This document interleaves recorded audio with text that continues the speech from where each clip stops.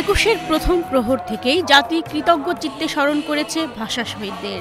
প্রথম প্রহরে রাত 12টা 1 মিনিটে শহীদ মিনারে রাষ্ট্রপতি মোহাম্মদ আব্দুল হামিদ ও প্রধানমন্ত্রী শেখ হাসিনার পর জাতীয় সংসদের স্পিকার ডক্টর শিরিন শারমিন চৌধুরী ও ডেপুটি স্পিকার অ্যাডভোকেট ফজলে রাব্বি মিয়া পুষ্পস্তবক অর্পণ করেন।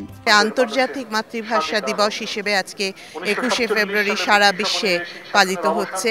এটি বাঙালির অহংকার। এরপর জাতীয় সংসদের চিফ হুইপ আসম ও ফিরোজ মোহাম্মদ নাসিমের নেতৃত্বে 14 দলের নেতৃবৃন্দ ও বিরোধী দলীয় নেত্রী বেগম রওশন এরশাদের নেতৃত্বে জাতীয় পার্টির নেতৃবৃন্দ ভাষা শহীদদের প্রতি শ্রদ্ধা নিবেদন করেন।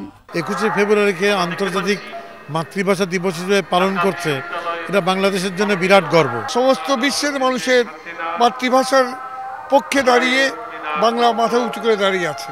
পরে মন্ত্রিসভার সদস্যবৃন্দ, প্রধানমন্ত্রীর উপদেষ্টাগণ, প্রতিমন্ত্রী, সংসদ সদস্যবৃন্দ, 3 বাহিনীর প্রধানগণ, কূটনৈতিক বৃন্দ, ঢাকা বিশ্ববিদ্যালয়ের উপাচার্য শহীদ মিনারে পুষ্পস্তবক অর্পণ করেন।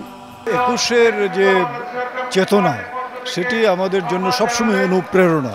এরপর রাতের আধারকে উপেক্ষা করে বিভিন্ন রাজনৈতিক দল, সহযোগী সংগঠন, সামাজিক সাংস্কৃতিক ছাত্র সংগঠনের নেতাকর্মী সহ সর্বস্তরের মানুষ শহীদদের প্রতি শ্রদ্ধা জানান।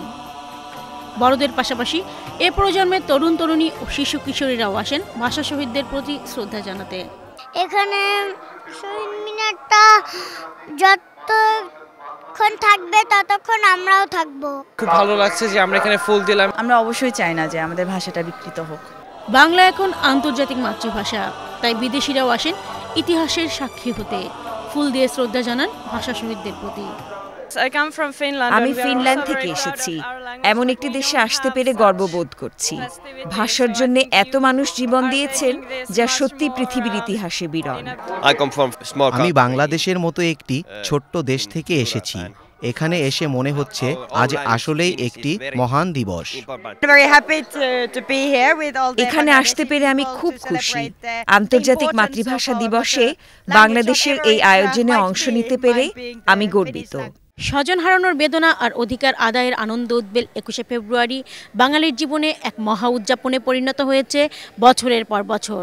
পরাধীনতার শৃঙ্খল মুক্তির পর স্বাধীনতায় উত্তরণের দিনগুলো থেকে এখন পর্যন্ত প্রতি বছর সাড়ম্বরের যে মহান 21শে উদযাপিত হয়ে আসছে, তার অন্তর্নিহিত উদ্দেশ্য এখানেই। কারণ বাঙালির রক্তে অস্থিমজ্জায় মিশে আছে 21শের চেতনা। কেন্দ্রীয় শহীদ মিনার থেকে আফরিন জাহান, বাংলাদেশ টেলিভিশন।